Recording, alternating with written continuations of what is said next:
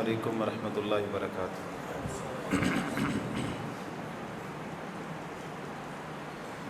یا ربی لک الحمد کما ینبغی لجلال وجہک وعظیم سلطانک، والصلاۃ والسلام علی نبینا محمد صلی اللہ علیہ وآلہ وسلم۔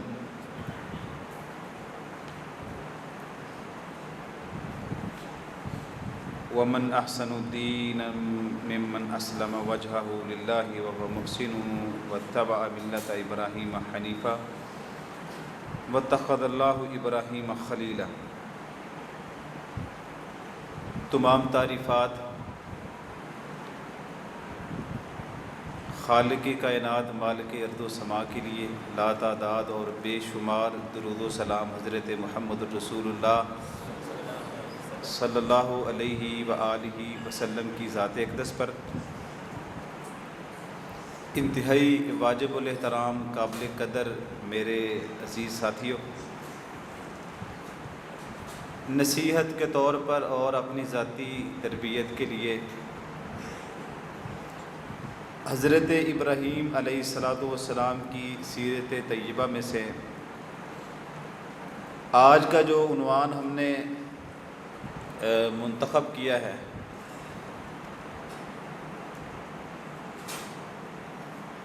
ملت ابراہیم اور نظام عالم کے اوپر ہم انتہائی آسان اور عام فہم قسم کی گفتگو کریں گے۔ اس میں کوئی ایسی پیچیدگی نہیں ہوگی انشاءاللہ جو آپ کے ذہنوں پر بوجھ بنے، ایسا کوشش کروں گا ایسا نہ ہو۔ لیکن اس سے پہلے کہ میں اپنی بات اور اپنی تقریر، اپنی نصیحت، اپنا واعظ آپ کے سامنے بیان کروں اور رکھوں، میں چاہتا ہوں میں آپ کو پہلے یہ وضاحت کر دوں کہ میں آپ سے بنیادی طور پر کیا کہنا چاہتا ہوں۔ ایسا نہیں ہے کہ آپ حضرت ابراہیم علیہ السلام کی سیرت سے اور آپ کی زندگی سے آپ لوگ واقف نہیں ہیں اور میں آپ کو بڑی اعلیٰ قسم کی واقفیت دینا چاہتا ہوں، نہیں، ایسی بات کوئی نہیں ہے۔ دراصل آج کے اس درس کا، نصیحت کا بنیادی جو نقطہ ہے وہ یہ ہے کہ جس دنیا میں آج ہم رہتے ہیں نا، اور ابراہیم علیہ السلام کا تذکرہ خیر ہم کرتے بھی ہیں، سنتے بھی ہیں، دونوں کام کرتے ہیں، لیکن آپ کو لگتا ہے کہ بس خالی سننے اور سنانے اور بیان کرنے اور بیان کروانے سے نظام چل جائے گا آپ کا؟ میری آج کی تقریر کا اصل معاملہ یہ ہے کہ ہم ابراہیم علیہ السلام کی سیرت کے اس پہلو کو بیان کر لیں جس کے اندر آج کے دور کے اندر رہتے ہوئے بھی آپ کو اگر عمل کرنا ہے تو پھر ابراہیم علیہ السلام کو آپ ایک طرح سے نمونہ بنا لیں، جیسے کہ اللہ نے قرآن کریم کے اندر ان کے بارے میں یہ کہہ دیا ہے کہ وہ بھی آپ لوگوں کے لیے ایک نمونہ ہے۔ مطلب عقیدے کے اعتبار سے اگر آپ نے زندگی کے کسی ایک معاملے میں دیکھنا ہو تو ضرور دیکھیے گا، باقی اعمال کے اعتبار سے محمد الرسول اللہ صلی اللہ علیہ وآلہ وسلم وہ آپ کے لیے بہترین نمونہ ہے، اور عقیدے کے اعتبار سے بھی۔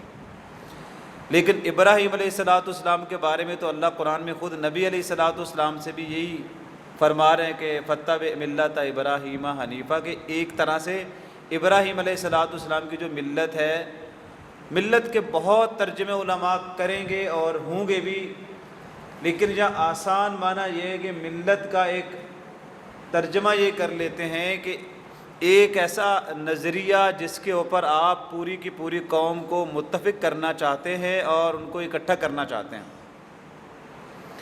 اور وہ عقیدہ درست بھی ہو سکتا ہے اور وہ عقیدہ غلط بھی ہو سکتا ہے، وہ نظریہ بعینی ٹھیک ہو سکتا ہے اور ایسا بھی ہے کہ وہ نظریہ ٹھیک ہی نہ ہو۔ تو نظریہ رکھنے کا حق تو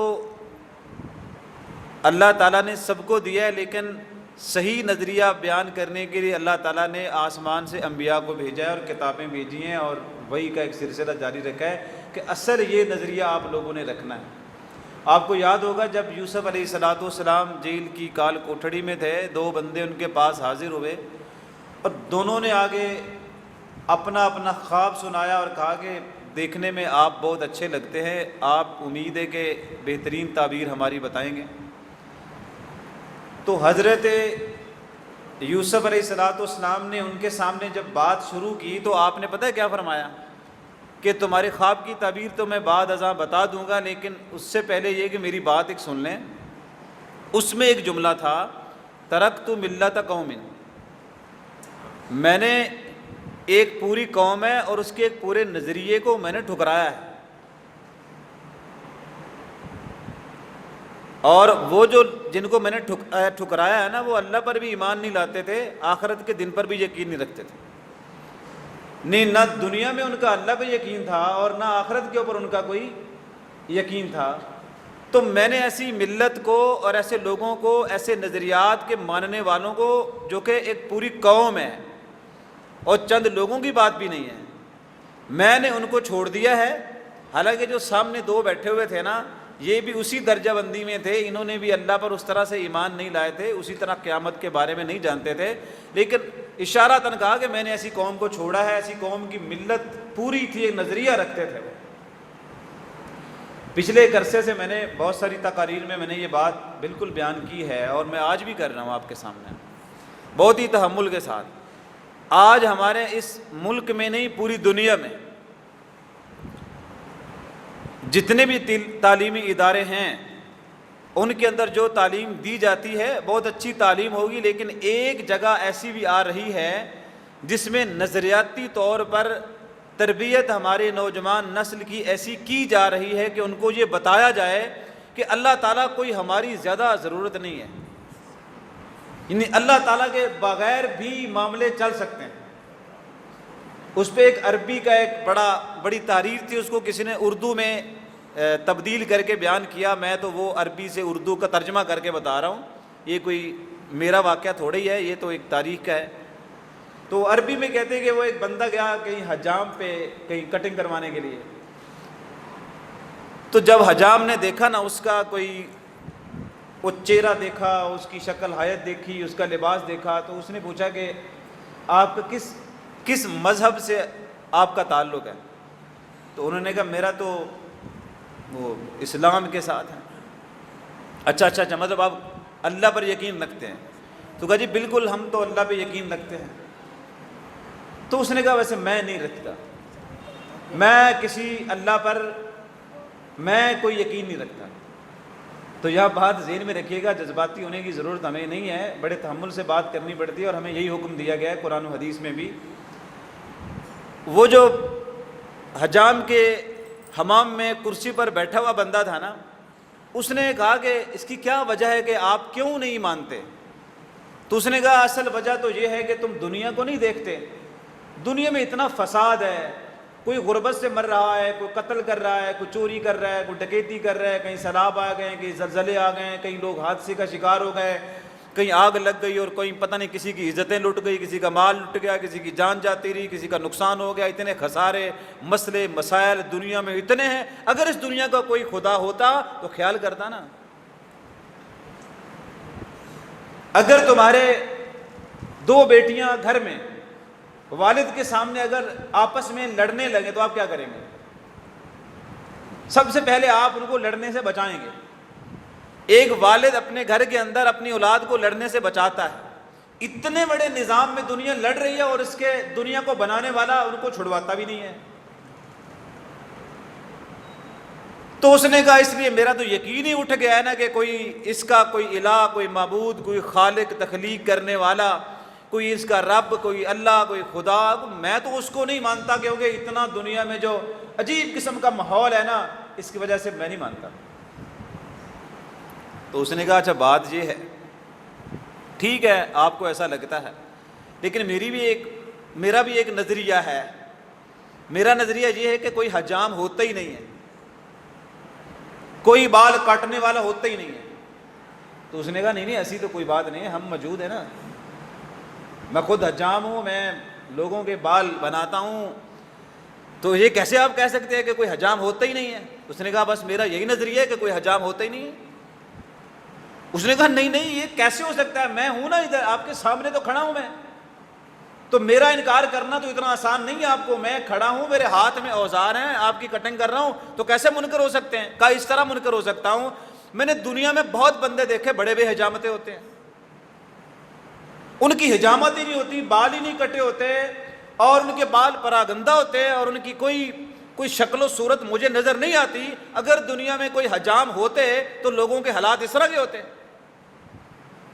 تو اس نے کہا نہیں یہ آپ غلط سمجھ رہے ہیں، ہم ہیں، پر وہ ہمارے پاس آئیں گے تو ہم ان کی کٹنگ کریں گے نا، تو وہ آتے ہی نہیں ہیں، جب وہ آئیں گے نہیں تو ہم جا کے ان کے گھر تھوڑی کٹنگ کریں گے، یا روڈ پہ پکڑ کے ان کے بال تھوڑے سنواریں گے ہم۔ اس نے کہا بھائی صاحب یہی تو مسئلہ ہے، آپ اللہ کے پاس جائیں گے تو مسئلے حل ہوں گے نا، آپ اللہ کے پاس جاتے ہی نہیں ہیں، آپ کو صرف دنیا میں فساد ہی نظر آتے ہیں، آپ اللہ کی طرف جائیں گے تو اللہ تعالیٰ ہے جیسے آپ ہیں، لیکن حجام کے ہوتے ہوئے لوگ ایسے موجود ہیں جن کی کٹنگ ٹھیک نہیں ہوئی، ان کے بال صحیح طریقے سے سنورے نہیں ہوئے، لیکن آپ کے موجود ہونے کے باوجود بھی وہ ایسے ہی ہیں کیونکہ وہ آپ کے پاس آتے نہیں ہیں۔ آپ کو بھی اس دنیا کے اندر اللہ کی طرف جانا پڑے گا، اور جب اللہ کی طرف آپ جائیں گے تو یہ ایک پورا نظریہ اور عقیدہ، اور اسے کہتے ہیں کہ آپ ایک نظریے پر کھڑے ہوں گے کہ میرا رب ہے اور میں اس رب کے لیے اب کیا کیا کر سکتا ہوں۔ لو جی کوئی زیادہ میں آپ کو اس میں نہیں لے کے جانا چاہتا، کیونکہ پتہ نہیں جب میں تقریر شروع کرتا ہوں گھڑی اتنی تیز ہو جاتی ہے مجھے سمجھ نہیں آتی، یقین جانے ابھی بات وہ میں شروع میں کر رہا ہوں، مجھے لگتا ہے ادھر 10-15 منٹ مجھے ہو گئے، لیکن بہرحال میں آپ کو بتاتا ہوں کہ آسان طریقے سے جب آپ کسی نظریے کی طرف بڑھتے ہیں نا تو نظام عالم سے آپ پوری طرح ٹکراتے ہیں، اور یہی ہوا انبیاء کے ساتھ، اور ڈے ون سے ہوتا آیا انبیاء کے ساتھ، اور نظام عالم میں دنیا کے بڑے بڑے حکمرانوں نے صرف اس کے 3 حل نکالے اس نظریے کو ختم کرنے کے لیے۔ آپ کو بڑا اچھا لگے گا یہ جان کر، یہ سمجھ کر آسانی کے ساتھ، کہ وہ 3 طریقے ایسے تھے جو دنیا میں آج تک کوئی چوتھا طریقہ بنا ہی نہیں سکا۔ اس نظریے کا جو ملت جسے ہم کہتے ہیں، ملت مطلب ایک بڑے مقصد کے اوپر کسی کو جمع کرنا، اور مقصد وہ ہو جو مقصد اللہ نے بتایا ہو، نہ کہ آپ لوگوں نے یا میں نے خود بنایا ہو۔ آپ نماز ابھی آپ نے پڑھی تو آپ نے کیا مانگا تھا؟ اہدنا الصراط المستقیم۔ آپ مفسرین کی تفاسیر کو پڑھ لیں، صراط مستقیم یہ پورے کا پورا نظریہ ہے، یہ صراط مستقیم ایک ملت ہے، یہ صراط مستقیم ایک امت کے چلنے کا راستہ ہے، یہ ملت اصل پروگرام ہے جو مسلمانوں کو دیا گیا ہے، اور یہ صراط مستقیم اصل پروگرام ہے جو ساری انسانیت کے لیے رکھا گیا ہے، اور یہ صراط مستقیم ہی ایسا راستہ ہے جو سیدھا اللہ اس کے انبیاء کی طرف جاتا ہے، سیدھا جنتوں میں جاتا ہے، اور کامیابی کا راستہ ہے، اور سیدھا راستہ ہے، اور دین کا راستہ ہے، حق کا راستہ ہے۔ اس کو ہم صراط مستقیم کہتے ہیں۔ ہم سارے مل کے کیا مانگتے ہیں اللہ تعالیٰ سے؟ اہدنا الصراط المستقیم۔ لو جی اللہ تعالیٰ قرآن کریم میں کیا فرماتے ہیں؟ بہت واضح قسم کے الفاظ میں اللہ تعالیٰ نے اپنے قرآن کریم میں اس بات کو بیان کیا ہے، جو کہ بہت اچھے طریقے سے اللہ تعالیٰ فرماتے ہیں۔ ابراہیم علیہ السلام کا ذکر خیر کرتے ہوئے اللہ فرماتے ہیں شاکرن لانعمہ، کہ سب سے پہلی بات ہے کہ میرے ابراہیم علیہ السلام میری تمام نعمتوں کا شکر ادا کرتے تھے۔ چلیں، اجتباہ، اور پھر ہم نے ان کو چن لیا، وہداہ، اور پھر ہم نے اس کو ہدایت دے دی۔ جو آپ کہتے ہیں نا اہدنا، ہم کو ہدایت دے دی، اللہ کہہ رہے ہم نے ان کو، آپ ابھی مانگ رہے ہیں، آپ جتنے بھی نیکوکار ہیں آپ ابھی اللہ سے وہ ہدایت کا سوال کر رہے ہیں، لیکن ابراہیم علیہ السلام کے بارے میں اللہ فرماتے ہیں وَہَدَاهُ، ہم نے ان کو ہدایت دے دی ہے۔ آپ صراط مستقیم مانگ رہے ہیں، اللہ فرماتے ہیں ہَدَاهُ إِلَى صراط مستقیم، ہم نے ابراہیم کو صراط مستقیم دے دیا۔ وہ اس ملت کے اوپر، پورے پروگرام کے اوپر ابراہیم علیہ السلام نے اپنے آپ کو استقامت سے کھڑا کر لیا تھا، اور اس کے لیے ان کے سامنے اتنے مسائل تھے، اتنی مشکلات تھیں کہ آپ حیران ہوں گے۔ سب سے پہلی جنگ جب ملت اور نظریے کی آتی ہے نا، تو آپ کا والد اگر زندہ ہے اور اگر وہ آپ کا ساتھ نہیں دیتا تو آپ کی مخالفت میں سب سے پہلے کھڑا ہوگا۔ ابراہیم علیہ السلام کو اپنی ملت کے آغاز کے اندر ہی سب سے پہلے جہاں پہ ان کو ملاقات ہوئی، اپنے والد نے کہا کہ بیٹا، اگر آج کے بعد تم نے اس نظریے کا کوئی پرچار کرنا چاہا، اگر آج کے بعد تو نے اس بات کو بیان کرنا چاہا اور مجھے یا میری قوم کو سمجھانا چاہا کہ جو نظریہ علم کی بنیاد پر میرے پاس ہے نا، یہ سب سے بہتر نظریہ ہے، تو میں ایک ہی کام کروں گا، نمبر 1 تجھے رجم کر دوں گا، اور اس کے ساتھ ہی آپ کو گھر سے نکال دیں گے، اس گھر میں آپ کے لیے کوئی جگہ نہیں ہے۔ ابھی ہو سکتا ہے جب میں بات پوری کروں نا، مجھے جو کہ پتہ ہے میں بھی آپ کے ساتھ رہنے والا بندہ ہوں، میں کون سا کوئی اور علاقے سے آیا ہوں، بعد میں مجھے بھائی کہتے ہیں نہیں مولوی صاحب آپ بہت سخت قسم کی بات کرتے ہیں۔ دیکھیں دین میں ایک درجے پہ بڑی نرمی ہوتی ہے، اور وہاں تھوڑا سا کمپرومائز کرنا چاہیے، مصلحتاً تھوڑا سا بندے کو نرم ہو جانا چاہیے۔ میں آپ کو بالکل یہ دعوت نہیں دینے آیا کہ آپ دین کے معاملے میں کسی مصلحت کا شکار ہو جائیں۔ اسی نظریے نے ہمارے حقیقی نظریے کو اتنا کمزور کیا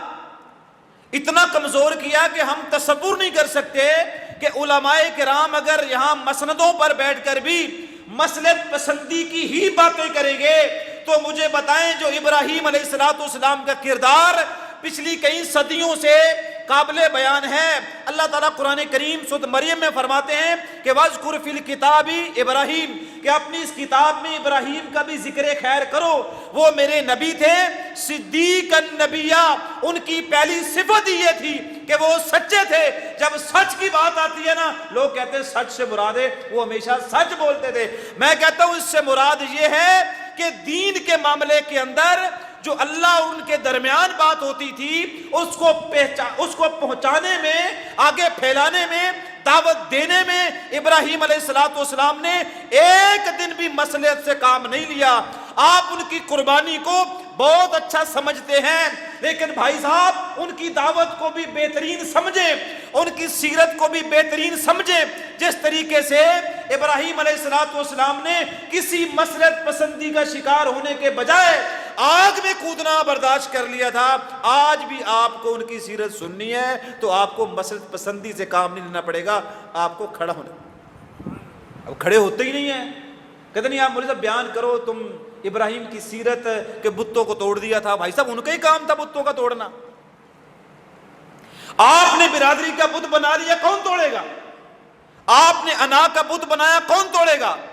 آپ نے خاندانوں کے بت بنائے، آپ نے علماء کے بت بنائے، آپ نے فرقے کے بت بنائے، آپ نے سیاست کے بت بنائے، آپ لوگوں نے وطن کا بت بنایا، آپ نے اداروں کے بت بنائے، وہ سارے کے سارے جن سے تم ڈرتے ہو، یہ سارے کے سارے بت اگر آپ ابراہیم علیہ السلام کی سیرت کو حقیقی معنوں میں لینا چاہتے ہیں، ان بتوں کا خوف اپنے دل سے نکال کر اپنے اللہ کے دین کے لیے آپ کو کھڑا ہونا پڑے گا۔ اگر آپ کھڑے نہیں ہو سکتے تو پھر برائے کرم ایک مہربانی کریں، پھر ابراہیم علیہ السلام کا نام لیوا آپ ہو سکتے ہیں، لیکن حقیقی آپ کا تعلق کوئی نہیں ان کے ساتھ۔ اچھا کہتے ہیں ہم کہ وہ انہیں اللہ نے چن لیا تھا، بالکل چن لیا تھا، تو کیا چننے سے پہلے بس ایسے ہی ان کو بڑا خوبصورت شکل دی ہوگی اور بڑے اچھا لباس دیا ہوگا اور اس کے بعد چن لیا ہوگا؟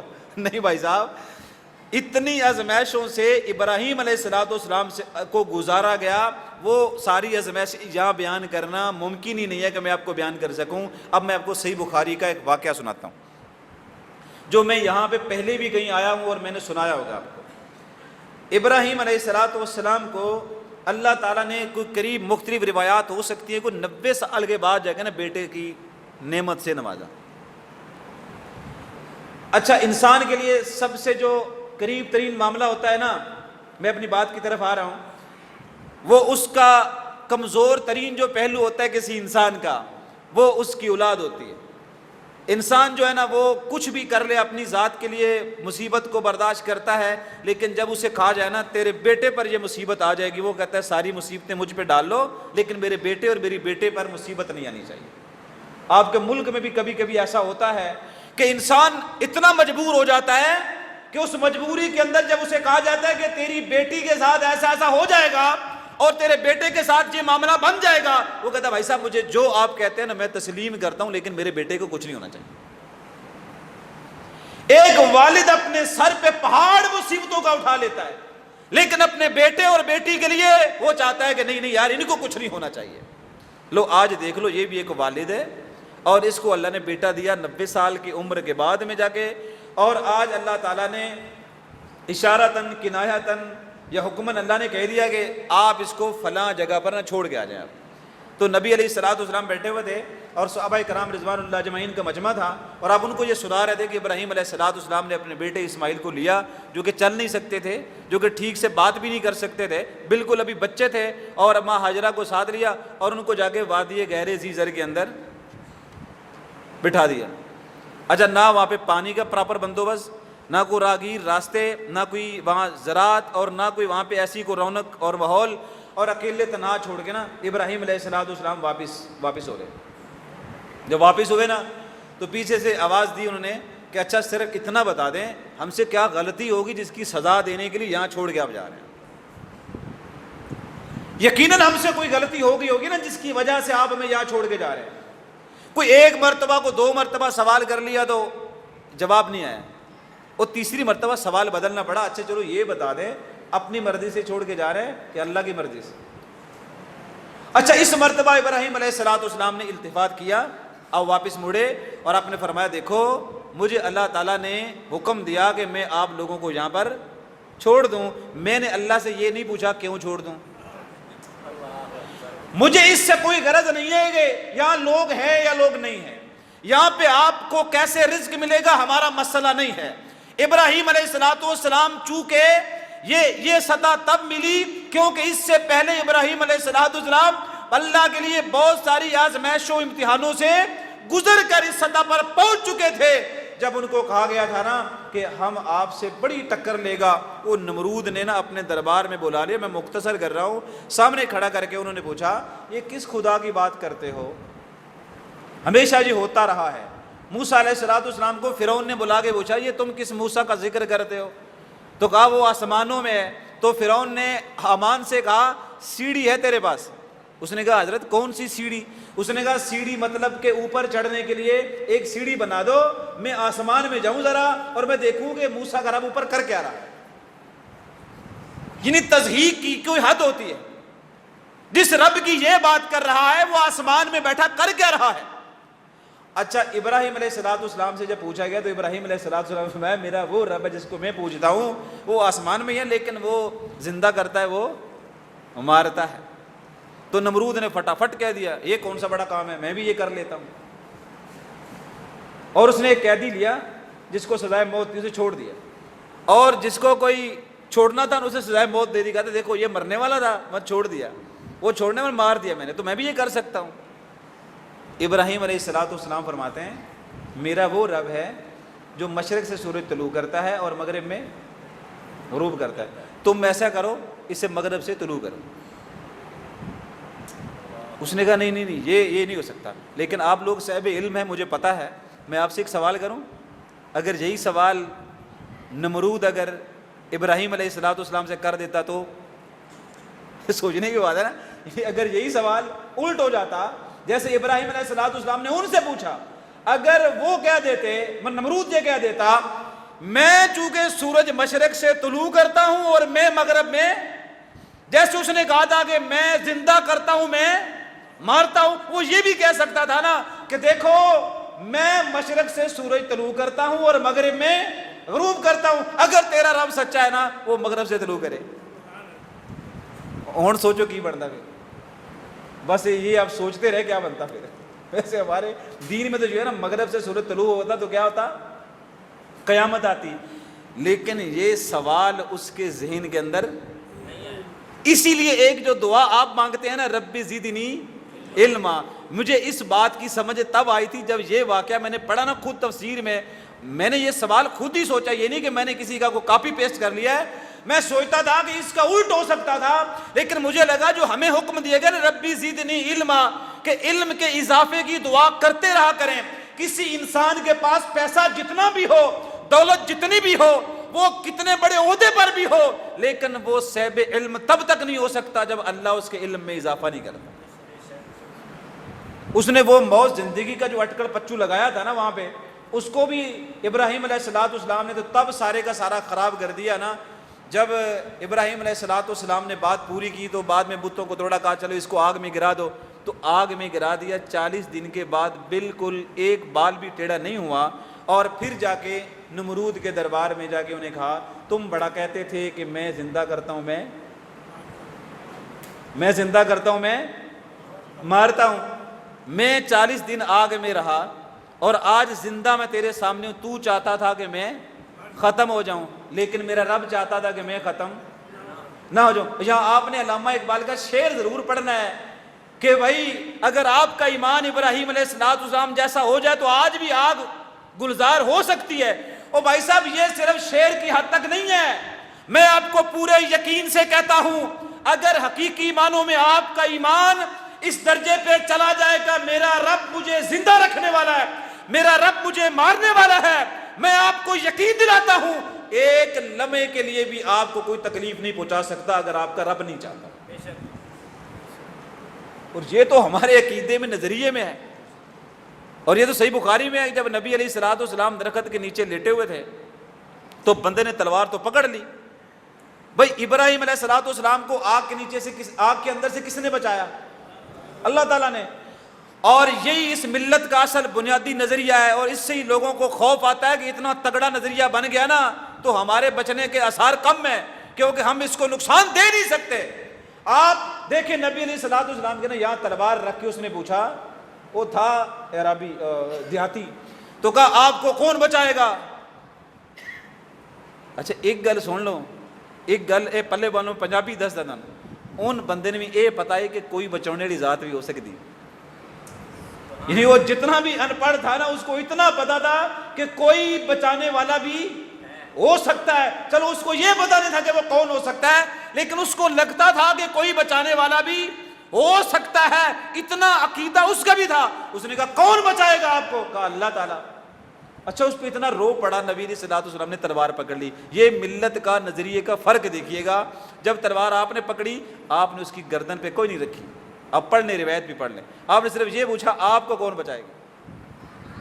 میرے پاس تو نظریہ ہے، میرے پاس تو ملت ہے، مجھے تو اپنے باپ دادا جد امجد ابراہیم علیہ السلام سے ایک نظریہ ملا ہے، میں تو ملت ابراہیم کی اتباع کر رہا ہوں۔ میرا باپ آگ میں نہیں ڈرا، میرا باپ بادشاہ کے سامنے نہیں ڈرا، میرا باپ اپنے ابراہیم علیہ السلام کسی جگہ پر ڈگمگایا نہیں ہے، میں بھی کبھی ڈگمگاؤں گا نہیں، مجھے تو نظریہ وہاں سے ملا ہوا ہے، بتا تمہیں کون بتائے گا؟ تو ترلے منتوں پہ آ گیا تھا، اس کے پاس کوئی نظریہ نہیں تھا۔ لیکن میں اس سے اور پیچھے چلا جاتا ہوں، نظریے پہلے بھی تھے۔ ایک صحیح مسلم میں کتاب الایمان میں پورا لمبا واقعہ ہے، ہم نے تو اس پہ ملٹی میڈیا کلاس بنا کے بچوں کو پڑھائی، سکولوں میں، کالجوں میں، مساجد میں پڑھائی، ہم نے ملٹی میڈیا سکرین لگا کے بچوں کو پڑھایا، پورے نقشے لگا کے ہم نے پڑھایا، پورے حوالے دے کے پڑھایا۔ ایک بچہ تھا جس کے بارے میں نبی علیہ السلام نے فرمایا وہ دین بھی پڑھتا تھا، جادو بھی پڑھتا تھا، وہ صحیح نظریہ بھی پڑھتا تھا اور غلط بھی پڑھتا تھا۔ اور اس نے ایک دن راستے میں لوگوں کو دیکھا، راستہ رکا ہوا ہے اور کوئی بھی ایسی مصیبت تھی ان کے لیے، کوئی درندہ تھا جو راستہ بند کیے بیٹھا تھا، لوگ رکے ہوئے تھے، ہجوم تھا لیکن آگے بڑھنے کو کوئی تیاری نہیں تھا۔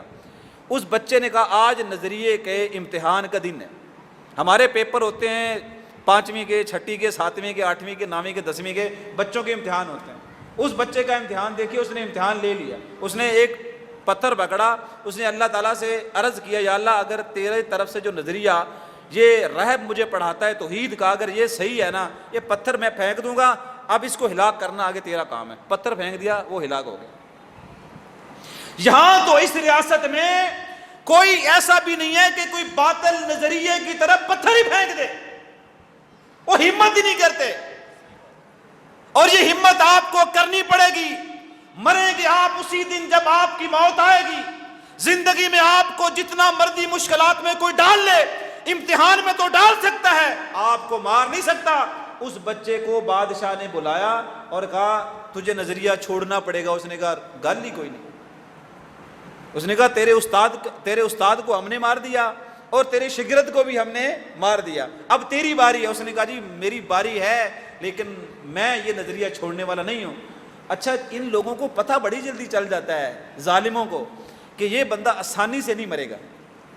اس کو فوج دی اور اس وقت کی فوج کو کہا کہ ایسا کرو, پہاڑ کے اوپر لے جاؤ, وہاں سے نیچے گرا دو, اگر یہ گرتا ہے مر جاتا ہے بس ٹھیک ہے آپ واپس آ جائیے گا. وہ وہاں گیا, اس نے بڑے آرام سے آسان سے جملے بولے, اللہم اکفینی بما شئت, یا اللہ دیکھ میں کمزور ہوں, نہ میرے پاس کوئی طاقت, نہ میرا کوئی جتھا, نہ میرے کوئی جماعت, نہ میرا کوئی فرقہ, اور نہ میں کوئی نامینیٹ قسم کا کوئی سیاسی ورکر, نہ میں سیاست میں, نہ میں ریاست میں, اور نہ میرے پاس کوئی ایٹمی طاقت, کچھ بھی نہیں میرے پاس, سوائے ملت کے, سوائے نظریے کے میرے پاس کچھ بھی نہیں ہے, بس تو کافی ہو جائے جیسے تو چاہتا ہے. نبی علیہ الصلوۃ والسلام نے فرمایا زلزلہ آیا پہاڑ پر, وہ سارے گرے, وہ سارے مر گئے, یہ امن سے بچا ہوا نیچے آ گیا. اور پھر یہ بادشاہ کے دربار میں پہنچ کے کہتا ہے وہ تیرے سارے مر گئے اور میں واپس آ کے بچ گیا ہوں, اب میرے لیے کیا حکم ہے؟ کہتے تیرے لیے نہیں ہے, پھر بھی میری فوج کے لیے حکم ہے کہ وہ تو دریا کے اندر لے کے جائیں گے, پانی کے سنٹر میں لے کے جائیں گے, وسط میں لے کے جائیں گے, وہاں پانی میں تجھے بہا دیں گے. وہ پانی میں لے کے گئے, اس نے بالکل وہی جملہ بولا کہ پہاڑوں کا رب بھی تو ہے اور سمندروں کا رب بھی. اب ان کو کون بتائے کہ اتنا مضبوط نظریہ ہے کہ موسیٰ کلیم اللہ کو ان کی والدہ نے پانی کے اوپر چھوڑ دیا تھا, اور اس پانی کے اوپر سے گزر کر موسیٰ کلیم اللہ تو بچے تھے بالکل اور بول نہیں سکتے تھے, اور وہاں سے اللہ نے پار گزارا. لیکن جب کمزور نظریہ ہو نا, کمزور نظریہ ہو, تو فرعون ساری طاقتوں کے باوجود اسی پانی میں ڈوب کے مر گئے. مرتے ہیں کمزور نظریوں والے. بڑی ملت والے جو نظام عالم کو چیلنج کرتے ہیں نا, وہ ضروری نہیں ہے کہ آپ سمجھیں گے کہ ان کے پیچھے ریاست کھڑی ہوگی, ان کے پیچھے کبھی ریاست نہیں کھڑی ہوئی. ان کا نظریہ اتنا مضبوط ہوتا تھا کہ وہ اکیلے اکیلے ملت ہوتے تھے, اکیلے اکیلے امت ہوتے تھے. ان کا نظریہ لوگوں کو اتنا بے چین کرتا تھا, وہ کہتے تھے ہمارے پاس اس کے 3 ہی حل ہیں, چوتھا کوئی حل نہیں. لیکن بات پوری کر دوں, وہ بچہ پھر بھی ان سے نہیں مرا, ان سے تو شہید نہیں ہوا وہ. لیکن آج دیکھیے گا, آج کی دنیا میں اور سابقہ جتنے بھی آپ تاریخ اٹھا کے دیکھ لیجیے گا, 3 ہی راستے رہ جاتے ہیں کسی کے نظریے کو دبانے کے لیے, اور پورا نظام اسی کے اوپر آج بھی کھڑا ہے. اگر آپ تسلیم کر لیں تب بھی ٹھیک ہے, نہیں تسلیم کریں گے تو مجھے آپ سے کوئی اعتراض بھی نہیں ہے. سب سے پہلا ہے, جب آپ نظریے میں مضبوط ہوتے ہیں, وہ آپ کو مار نہیں سکتے, آپ کو ختم نہیں کر سکتے. وہ آرام سے یہ کہتے ہیں ساڈے ملک چو نکل جاؤ, ہماری ریاستوں سے نکل جاؤ, یعنی ہجرت پہ مجبور کرتے ہیں. یہ پہلا طریقہ ہوتا ہے دنیا کے سارے لوگوں کا. آپ جتنے مرضی پڑھ لیں, آپ وہ وطن, وہ قصبہ, گاؤں دیہات چھوڑنے پہ مجبور کر دیتے ہیں. موسیٰ کلیم اللہ نے کیا کیا تھا؟ چھوڑ دیا تھا مصر کو, کچھ عرصے کے لیے چھوڑ دیا تھا. ابراہیم علیہ السلام نے کیا کیا تھا؟ کچھ عرصے کے لیے چھوڑ دیا تھا. اور یوسف علیہ السلام نے ساری چیزوں کے باوجود بھی جیل اور کال کوٹھڑی, اپنے علاقے سے دور رہے, وہ بھی یہ ساری چیزیں ہوتی گی. نبی علیہ السلام نے بھی اپنا علاقہ چھوڑ دیا تھا. یہ ایک طریقہ ہے, وہ کہتے ہیں اس بندے کو اپنی ریاست کے دائرے سے کسی طرح نکال باہر کر دو. نبی علیہ السلام کے بارے میں دار الندوہ میں بیٹھ کر یہی کام ہوا. ابراہیم علیہ السلام کے بارے میں بھی نمرود نے بھی یہی کہا کہ اس کو اپنی اس ریاست کی حدود و قیود سے نکال دو, بس صورت دیگر یہ بہت نقصان کرے گا ہمارا. دوسرا کیا لیتے ہیں؟ پہلا یہ طریقہ. دوسرا اگر یہ نہیں نہ ہوتا, کہتے اس کو قید کر لیتے ہیں, اس کو قید کر لیتے ہیں. نبی علیہ السلام کے بارے میں یہی ایک تھا کہ اسے قید کر لیتے ہیں, یہ مناسب رہے گا. اور پھر کسی نے بیچ میں کہا نہیں قید نہ کریں, قبیلے والے آ کے پھر چھڑوا لیں گے, پھر تم لوگ کیا کرو گے؟ لوگ حاوی ہو جائیں گے آپ پر, پھر چھڑوا لیں گے اور پھر آپ کیا کرو گے؟ پھر تیسرا انہوں نے یہ کہا کہ اچھا ایسا کرتے ہیں کہ پھر انہیں نا جان صحیح ختم کر دیتے ہیں, سارے قبیلے مل کے نا اکٹھا ان کو کوئی دیت دے کے اپنی جان چھڑوا لیں گے. یہ 3 طریقے دنیا میں عقیدے کو، ملت کو، نظریے کو، توحید کو دبانے کے لیے آج بھی استعمال ہوتے ہیں اور آج سے پہلے بھی۔ آپ جو کلمہ حق کہیں گے اس کلمہ کے حق کے بارے میں آپ کو 3 چیزوں کا سامنا کرنا پڑے گا۔ یا تو آپ کو اپنے وطن سے بے وطن ہونا پڑے گا، یا پھر آپ کو قید و بند کی صحبتوں سے گزرنا پڑے گا، یا پھر اپنی جان سے۔ اچھا، مومن کے لیے یہ ساری آفریں ٹھیک ہیں۔ امام ابن تیمیہ رحمۃ اللہ علیہ کا یہ جملہ بہت معروف رہا اپنے دور میں بھی اور آج بھی رہا۔ ان سے جب کسی نے کہا نا کہ آپ کے بارے میں بہت سوچ سمجھ کے پلان کیا جا رہا ہے کہ آپ کو ختم کر دیا جائے کیونکہ آپ کا نظریہ ان سے برداشت نہیں ہوتا، تو انہوں نے کہا یار یہ صرف 3 کام کر سکتے ہیں۔ نمبر 1، یہ مجھے جلا وطن کر سکتے ہیں۔ جلا وطن کریں گے تو ساری دنیا کس کی ہے؟ اللہ کی ہے، تو گھومیں گے پھریں گے، لوگوں کو کھلی دعوت دیں گے۔ اچھا، دوسرا کام یہ کریں گے مجھے قید میں ڈال دیں گے، تو یہ اچھی بات ہے نا، قید میرے لیے تو بہترین عبادت کا ایک ذریعہ ہوگی کہ سارے شغل ختم کر کے نا ٹھیک اللہ سے رابطے میں رہیں گے اور جیل میں پڑھیں گے، پڑھائیں گے، لکھیں گے، لکھائیں گے، یہ کام شروع کر لیں گے ہم۔ اور حضرت تیسرا یہ کام کریں گے، مجھے یہ قتل ہی کر دیں گے، کر دیں، ہم تو جنت ہاتھ پہ لیے پھر رہے کہ کب اللہ تعالیٰ سے ملاقات ہو۔ جب آپ کا نظریہ مضبوط ہوتا ہے تو آپ کو بندوق نہیں چاہیے، آپ کو تلوار نہیں چاہیے، آپ کو بڑا جتھا، بڑی جماعت نہیں چاہیے۔ اگر آپ میری باتوں پہ نالان نہ ہوں، آج آپ کے پاس جتھے ہیں، جماعتیں ہیں، طاقت ہے، سارا کچھ تمہارے پاس ہے، ملک بھی ہے تمہارے پاس، ایک طرح سے ملت کا نام بھی ہے، لیکن اس ملت کے اندر آپ کے پاس وہ نظریہ کوئی نہیں ہے جو نظریہ بلال نے آگ پر لوگوں کو بتایا کہ اس نظریے پر کوئی مصلحت پسندی کا میں شکار ہونے والا کوئی نہیں۔ تو ابراہیم علیہ السلام کو اللہ تعالیٰ نے، جن کا ذکر آپ سنتے رہتے ہیں، یہاں دیکھ لیجئے گا، آخری بات سمیٹ لیتے ہیں، وَمَنْ أَحْسَنُ دِينًا، کون اچھا ہوتا ہے دین کے اعتبار سے؟ دین پورا نظام ہے، کون ہوتا ہے اچھا دین کے اعتبار سے؟ ممن، اس شخص سے بڑھ کر، یعنی یہاں مراد ابراہیم علیہ السلام ہے، اس شخص سے بڑھ کر دین کے اندر اور کون بہتر ہو سکتا ہے؟ اسلم وجہہ للہ، جس نے اپنے آپ کو اللہ کے لیے ہمیشہ کے لیے مطیع و فرما بردار کر دیا ہو۔ اللہ نے کہا اے کرنا ہے۔ ابھی جب تلاوت ہو رہی تھی، جو شیخ صاحب تلاوت کر رہے تھے نماز میں، اللہ نے کہا اسلم، آپ کیا ہو جائیں؟ مطیع ہو جائیں۔ پتہ کیا کہتے ہیں؟ اسلم تو میں ہو گیا نا۔ ہمارے وہ جائیں نا ادھر جھنگ کی طرف اور ملتان کی طرف اور بھاولپور کی طرف، یہ جو علاقے، ان میں بعض علاقے ایسے ہیں، وہاں ایک جملہ بڑا شاندار ہے، ہو سکتا ہے میں نے یہاں کبھی اس کو بیان کیا اس نظریے سے۔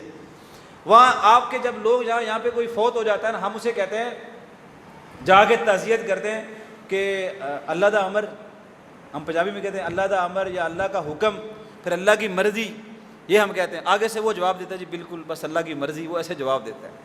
مجھے نا وہ جو ملتان کی طرف اور یہ اس طرف جو لوگ ہیں نا، ان کا جملہ بڑا پسند ہے۔ ان کو جا کے آپ جب کہتے ہیں نا کہ اللہ دا امر، پنجابی وچ اللہ دا امر، ان کا سٹائل بڑا اچھا ہے۔ پتہ کیا کہتے ہیں؟ ایسے ہاتھ رکھتے ہیں، ایسے کہتے ہیں منی بیٹھے ہیں۔ آپ ان کو کہتے ہیں کہ اللہ کا امر، تو وہ کیا کہتے ہیں؟ منی بیٹھے ہیں، یعنی وہ کہتے ہیں ہم تسلیم کیے بیٹھے ہیں۔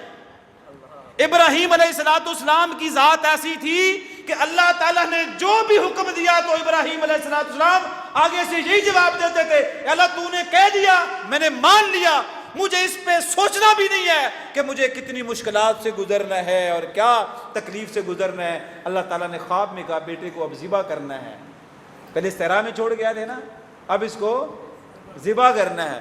تو یقین کریں کہ کوئی تردد نہیں، وہ تو مولوی ہم جیسے وہ لوگ کہتے ہیں نا اکھا تے پٹی بن لی، پتر نو انج کر لیا، بھائی صاحب یہ ساری کہانی ہے، ایسا کچھ بھی نہیں ہوا۔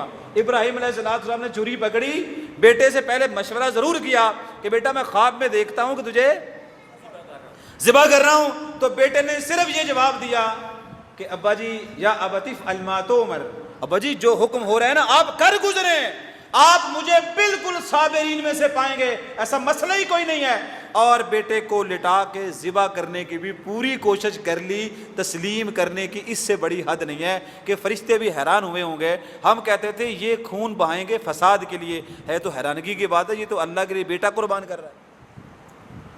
میں نے کہا سب سے ویک ایریا بندے کا اپنی اولاد ہوتی ہے.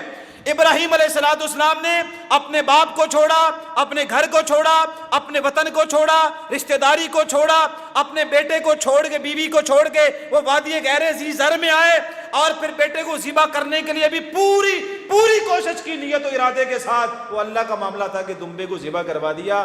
اگر آپ ابراہیم علیہ السلام کے دین اور آپ کی سیرت اور آپ کے کردار کو, آپ کی ملت کو سمجھنا چاہتے ہیں, یہ ملت ہے, نظریہ ہے, عقیدہ ہے جس میں شرک کی بو ذرہ برابر بھی نہیں ہے. وہ کہتے تھے ابراہیم علیہ السلام سے کہ دھن ڈر نہیں لگتا اے ساڈے بتاں تو, اتنے ساڈے بت نے, انہاں کو ڈر نہیں لگتا. پتہ جواب کیا دیتے تھے, کیا زبردست جواب دیتے تھے. کہتے کیسے ڈر جاؤں تمہارے بتوں سے جبکہ تم میرے رب سے نہیں ڈرتے. تمہیں میرے رب سے ڈرنا چاہیے, اس سے تم ڈرتے نہیں ہو, اور مجھے کہتے تمہارے بتوں سے ڈر جاؤں. ایسا میں ڈرنے والا کوئی نہیں. حالانکہ اکیلے تھے, تنہا تھے. اللہ سے دعا ہے اللہ تعالیٰ میں سمجھنے کی اور عمل کرنے کی کوشش ہم جو کرتے ہیں, اللہ کرے ہم اللہ قبول بھی کر لے. ابراہیم علیہ السلام کے بارے میں شیخ صاحب یقیناً آپ کو جمعے میں, خطبے میں سب چیزیں بتائیں گے.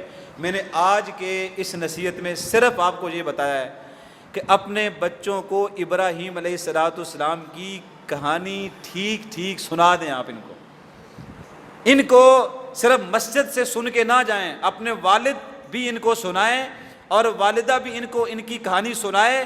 اس سے آپ کے بچوں میں جو دلیری اور بہادری آئے گی نا, یقین مانے کہ اتنے اچھی تربیت آپ کر سکیں گے. یہ باقی کارٹونوں سے بچا گے نا, بہترین ہے کہ اپنے بچوں کو بٹھائیں اور ان کو کہیں کہ ایک ابراہیم علیہ السلام بھی تھے جن کے بارے میں اللہ قرآن میں فرماتے ہیں میری اس کتاب میں ابراہیم علیہ السلام کا بھی ذکر کرو. اور اس کی سب سے بڑی صفت کیا ہے؟ صدیقاً, وہ سچے تھے, اور نبیاً, وہ نبی تھے. تو یہ سیرت و کردار جو ہے ایک جمعے, ایک خطبے یا ایک تقریر سے ختم ہونے والا کوئی نہیں. اس کو اپنی نسل میں بتانا آپ سب کی ذمہ داری ہے. اور اس سے بڑھ کے یہ ہے جو بڑے یہاں بیٹھے ہوئے ہیں نا, جو ہمارے بڑے بیٹھے ہوئے ہیں, یہ ہمارے بڑے مسلط پسندی سے نکل آئیں اور صحیح دین ابراہیم کے طرح جیسے وہ کام کرتے تھے نا, آپ بھی کام کرنا شروع کر دیں گے. اللہ کے مدد کے دروازے سارے کھل جائیں گے. اللہ آپ کا اور میرا حامی ناصر ہو. جزاکم اللہ خیر, بارک اللہ فیکم, والسلام علیکم ورحمۃ اللہ وبرکاتہ.